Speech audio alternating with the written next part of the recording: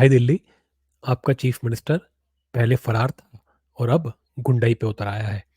आज आपके chief minister को ईडी के सामने पेश होना था क्योंकि इनका नाम आ चुका है दिल्ली लिकर पॉलिसी स्कैम के अंदर।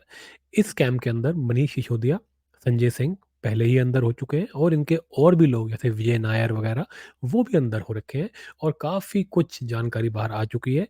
कई लोग जो कि पार्टी के बाहर के हैं, जो बिजनेसमैन हैं, वो अप्रूवर बन चुके हैं, यानी कि सरकारी गवाह बन चुके हैं और उन्होंने भी केजरीवाल की पोल खोल दी हुई है। इसलिए केजरीवाल जो है ये इस केस के अंदर बुरी तरह फँस चुका है और इसकी पार्टी खुद ही कह रही है कि अगर केजरीवाल ईडी के सामने गया तो ईडी इसको अरेस्ट कर लेगी। इसीलिए ये डर के मारे ईडी के सामने पेश नहीं हो रहा। आज इसको पेश होना था, यानी कि 3 जनवरी को तीसरा समन इसको दिया गया था कि आज पेश होइए और आज भी आपका चीफ मिनिस्टर पेश नहीं हुआ। अब देखिए जी, इस बेशर्म को बुलाया गया था तीसरी बार लेकिन ये पेश नहीं हुआ। अब ईडी के पाले में जो है गेंद है कि अब ईडी किसके साथ क्या करती है? क्या ईडी अगला समन देगी या इसको गर्दन से पकड़ के बाहर निकाल के जेल में ठूसेगी? अब देखिए जी, ये तो नंगाई पे उतरा हुआ है ये आदमी। वो एक तो डरपोक है, ऊपर से बेशर्म है, मक्कार है। ये आदमी जो है पहले मोदी जी को गालियाँ निकालता रहा और ये इस तरह का माहौल बनाता रहा कि शायद हमने कुछ नहीं किया है लेकिन मोदी हमें फँसा रहा है। लेकिन बात कुछ और है। बात ये है कि ये पूरी तरह लिकर पॉलिसी स्कैम यानी कि दारू के स्कैम में ये फँस चुका है। देखिए जी, दारू का जो स्कैम है आपको मोटा-मोटा बताऊँ तो ये कल समझाया था। जैसे कि उस उन्होंने जो कांग्रेस पार्टी के जो नवजोत सिंह सिद्धू हैं, उन्होंने कल आकर के ये बात बहुत ही अच्छे से समझाई थी। उन्होंने कहा था कि दिल्ली पॉलिसी स्कैम को अगर समझना हो तो ऐसे समझें कि इसने पॉलिसी चेंज करके दारू की सेल जो है वो 5,000 करोड़ बढ़ा दी। लेकिन जो मुनाफ़ा था, जो प्रॉफ़िट था, वो 300 करोड़ रुपए घट गया। तो ये क्या हुआ? तो बीच में जितना भी पैसा था वो आम आदमी पार्टी ने खा लिया, केजरीवाल ने खा लिया। अब वहाँ पे ये बुरी तरह फँस चुके हैं सारे के सारे और इनका जेल से निकलना नामुमकिन है जो ऑलरेडी अंदर हैं और केजरीवाल का भी जेल में जाना बहुत ही श्योर हो चुका है। और क्योंकि जैसे ही ये जेल में जाएगा इसके और भी जो केसेज़ हैं, जैसे कि इसने शीश महल का केस है वहाँ फँसेगा, उसके बाद इसने दिल्ली के ट्रांसपोर्ट के अंदर स्कैम किया वहाँ फँसेगा, दिल्ली के पानी के अंदर, दिल्ली जल बोर्ड के अंदर तो इतने ज़्यादा स्कैम किए हैं वहाँ फँसेगा, दिल्ली की बिजली के अंदर स्कैम किए हैं ये वहाँ फँसेगा।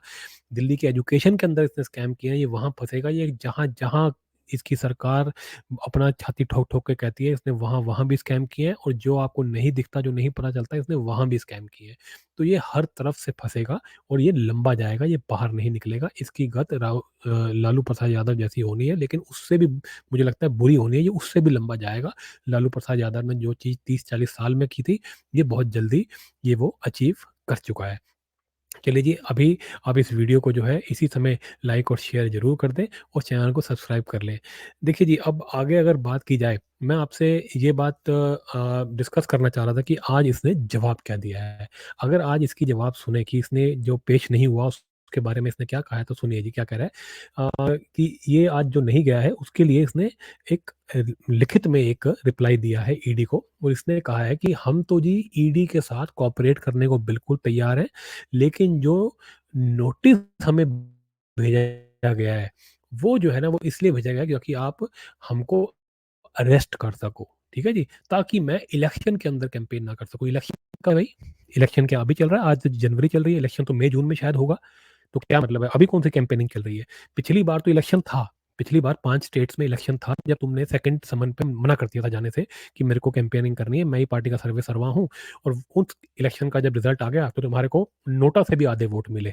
ठीक है जी? ऐसा तुम कैंपेन कर रहे हो, ऐसा बिज़ी हो तुम और अब तो कोई इलेक्शन भी नहीं है लेकिन तुम कह रहे हो मुझे इलेक्शनों से कैंपेन से रोकने के लिए मोदी जी ये कह रहे हैं, इसका मतलब तुम्हारे पास कोई जवाब नहीं है। लिख देते ना ईडी को जवाब में लिख देते कि मोदी जो है हमें फँसाना चाहता है, इसलिए मैं मोदी जी की बात नहीं मानूँगा, इसलिए मैं आपके पास नहीं आ रहा। ये बात तो तुम मीडिया में बोलते हो। ईडी को रिप्लाई में ये बात नहीं कहते, क्यों? लोगों को बेवकूफ़ बना रहे हो, यही मतलब है ना? मतलब तो ये है कि तुम्हारे पास ईडी के सवालों के जवाब नहीं है।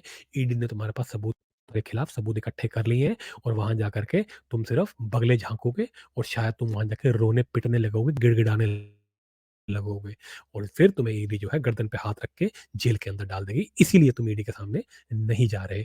ये है जी सच्चाई इस आदमी की और ये आदमी अभी ना कभी, ये तो अब ईडी पे डिपेंड करता है कि वो इसको कब धर दबोचेगी। देखिए ये सब पहले हो चुका है। बॉम्बे के अंदर आपको पता होगा वो जो इनका जो कबाड़िया था जिसका 93 ब्लास्ट में नाम था, उसको जो है ईडी पकड़ के लाई थी। वो भी रोज़ प्रेस कॉन्फ्रेंसेस करता था बैठ करके दरबार लगा करके, बड़ी बकवास किया करता था। उसको भी पकड़ के ईडी लाई थी। ऐसे ही अनिल देशमुख को भी ईडी जो है पकड़ के ऐसे ही लाई थी। वो भी नहीं जाता था। ये दोनों के दोनों जो है ईडी जब समय भेजती थी तो नहीं जाते थे। लेकिन बाद में ईडी जाकर के इनको पकड़ के लाई थी और इनको जेल में रखा था। अनिल देशमुख तो शायद अभी बाहर है। दूसरे वाला कबाड़िया वो तो अभी भी अंदर ही है। उसको तो बाहर निकलने ही नहीं दिया, वो अभी भी अंदर ही सड़ रहा है। उसको तो दाऊद का आदमी भी बताया जाता है। तो केजरीवाल को इन सब का क्या होना है, इन सब की गत पता है। देखिए आपको आपको एक चीज़ और नया एंगल भी देता हूँ। एक तरफ अगर आप देखें तो शिबू सोरेन की भी जो है कहानी चल रही है। वो झारखंड का जो है चीफ मिनिस्टर कांग्रेस के साथ मिलकर सरकार चला रहा है। देखिए जी कांग्रेस जहाँ होती है वहाँ स्कैम तो होता ही है और इसने भी वहाँ पे शिबू सोरेन ने कांग्रेस से सीख करके वापस कर दिया।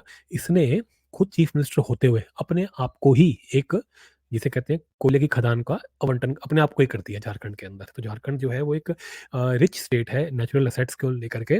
उसके पास बहुत सी कोयला उसके पास मौजूद है और ये नालायक ऐसे चीफ मिनिस्टर और ये पॉलिटिशियंस ऐसे हैं कि इतने जिसे कहते हैं प्रबुद्ध एक राज्य को, इतने पैसे वाले राज्य को इन्होंने भूखा नंगा कर रखा है। झारखंड में आपने कभी सुना है कि कोई अच्छी डेवलपमेंट हो रही हो या कुछ जिसे कहते हैं कुछ नया प्रोजेक्ट बन रहा हो? कभी नहीं, कभी नहीं, क्योंकि वो सारा का सारा पैसा जो भी ये कोयले की खदान से मिलता है, उसको ये चोरी कर लेते हैं। कोयले की खदान के स्कैम के अंदर तो हमारे पिछले प्रधानमंत्री मनमोहन सिंह का खुद का नाम था। तो ये तो इन लोगों के हालात हैं, गरीबों का ये जो है पैसा मार के खाते हैं, जो कि जो असेट्स हैं, नेशनल असेट्स हैं, उनको बेच-बेच के जो है उनके अंदर स्कैम करते हैं। तो उसने अपने आप को ही शिबू सोरेन ने अपने आप को ही जो है वो आवंटित कर दी और रंगे हाथों पकड़ा गया। उसके बाद जब इसको कोर्ट ने बुलाया, ईडी ने समन भेजे तो जाता नहीं था। बाद में जो है इसने कोर्ट के सामने जाके अर्जी डाल दी कि जी हाँ, मेरे से गलती हो गई है, मुझे माफ़ कर दो, मैंने अपने आप को गलती से जो है आवंटन कर दिया। कोर्ट ने कहा अच्छा, गलती तो अब अपनी मान रहे हो, अपनी चोरी भी मान रहे हो, लेकिन ऐसे माफ़ी माँगने से तुम थोड़ी ना बचोगे। अब उसके ऊपर जो है पूरी कार्रवाई होनी है और वो किसी भी दिन अरेस्ट हो जाएगा। इसलिए वो क्या कर रहा है, वो अपनी बीवी को चीफ मिनिस्टर बनाने के लिए सारे काम कर रहा है और बहुत जल्दी-जल्दी कर रहा है। और वो किसी भी टाइम अपनी बीवी को चीफ मिनिस्टर बना देगा क्योंकि उसके बाद उसने अरेस्ट होना है, उसको पता है। लेकिन केजरीवाल को समझिए, केजरीवाल उससे भी गया गुजरा है। ये महामक्कार, जालसाज, ठग दिल्ली का, ये अपनी बीवी को भी नहीं बना रहा। ये कह रहा है मैं खुद चलाऊँगा, जेल से चलाऊँगा सरकार। मैं तिहाड़ में बैठ के चलाऊँगा। कभी-कभी जेल से कभी सरकार चलती है। लालू प्रसाद यादव भी जब अरेस्ट हुआ था, अपनी बीवी को चीफ मिनिस्टर बना दिया था, खुद जेल में चला गया था। लेकिन ये उससे भी गिरा हुआ है क्योंकि इसको शक है, इसको किसी पे भी विश्वास नहीं है। इसको लगता है कि कोई भी अगर आम आदमी पार्टी का दूसरा आदमी आके बैठा, तो वो जो है इसको इसी को पहले सबसे पहले काटेगा क्योंकि आम आदमी पार्टी में इसने सारे मक्कारी भर रखे हैं। जो बड़े-बड़े प्रबुद्ध लोग थे, उनको तो इसने पहले ही बाहर कर दिया। वो तो कोई बचा नहीं है। अब जितने भी बचे हैं वो सारे इसके जैसे ही हैं, जालसाज, पॉकेटमार जिसे कहते हैं ना, बिल्कुल एक नंबर के जिसे कहते हैं मक्कार और घटिया लोग। ये अपने एक-दूसरे पे विश्वास नहीं करते। तो इसको डर लगता है कि अगर मैं एक बार अंदर हो गया, तो हो सकता है कि जो बाहर जो भी बैठे कुर्सी के ऊपर, अगर इसकी बीवी को बिठा दिया, इसको अपनी बीवी पे शायद कॉन्फिडेंस नहीं है कि वो सँभाल पाएगी। उसको पॉलिटिक्स में इसके जो चट्टे-बट्टे हैं, वो नीचे गिरा देंगे। इसलिए ये कहता है मैं अंदर से सरकार चलाऊँगा क्योंकि इसको लगता है अगर बाहर कोई भी मेरा ही चट्टा-बट्टा अगर बैठ गया, उसने आकर के मुझे अंदर रखने की पूरी प्लानिंग करनी है। वो ये कोशिश करेगा कि मैं अंदर ही रहूँ और बाहर वो चीफ मिनिस्टर बना रहे, क्योंकि जितने भी खर्चे होंगे, जितने भी वकीलों के खर्चे होंगे, वो बाहर से बैठ के ही दिए जाएँगे। वो तो दिल्ली के पैसे ही लगने हैं उसके अंदर तो। तो उसको जो है, वो वकीलों को जो है पैसा खिलाता रहेगा कि इनको अंदर ही रखो। अच्छी दलील, सॉलिड दलील मत दो, दलीलें कमज़ोर दो ताकि ये अंदर ही रहें। अंदर से थोड़ी ना केस चल रहा है, केस तो बाहर से चल रहे हैं। जितने भी वकील हैं कांग्रेस के बड़े-बड़े जो कि इनके लिए केस लड़ रहे हैं, उनको पैसा तो बाहर से ही मिल रहा है ना। तो जो भी चीफ मिनिस्टर की कुर्सी पे बैठेगा, वो डिसाइड करेगा कि दलील कैसी लगानी है, तो ये वो उनको अंदर ही रखेगा। इसलिए उनको इसको उन पे विश्वास नहीं है और इसको डर लगता है कि अगर मैं एक बार अंदर हो गया, तो फिर मैं परमानेंट ही अंदर हो जाऊँगा।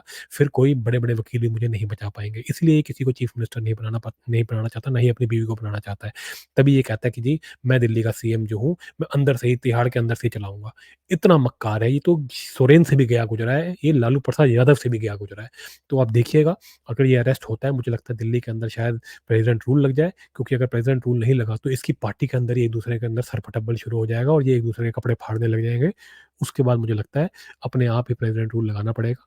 तो इसने तो बाहर नहीं आना, इसलिए आज नहीं किया। अब देखते हैं ईडी इसको कितनी जल्दी गिरफ्तार करती है और तिहाड़ के अंदर ठूँसती है।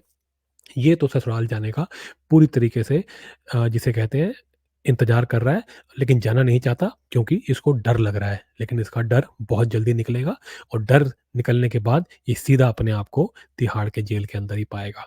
चलिए जी, अगर आपको ये वीडियो अच्छा लगे तो इसको लाइक शेयर ज़रूर करें।